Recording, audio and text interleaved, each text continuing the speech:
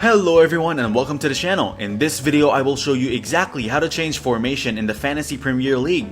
First, go to the Pick Team section to make substitutes and change formation. You'll need to go to the Pick Team section on the FPL app website. Then select a player to remove from your team. Here, click/tap the player that you would like to remove from the squad and select switch on the website or substitute on the app.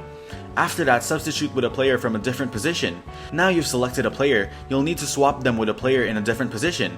Luis Diaz, a midfielder, is selected, which means you can substitute him with either of the two defenders, Tripler or Williams, to change formation. Once you've made the substitution and change of formation, you'll read to save the changes on the Fantasy Football app or website. Although you can easily change formation in Fantasy Football, you must ensure the 15 players in your squad meet the following criteria: general FPL team limitations, goalkeeper limitations, defender limitations, midfielder limitations, and forward limitations. Thank you everyone for watching. Hope you got some value. Make sure to like the video and subscribe to our channel. Leave a comment down below. See you in the next one.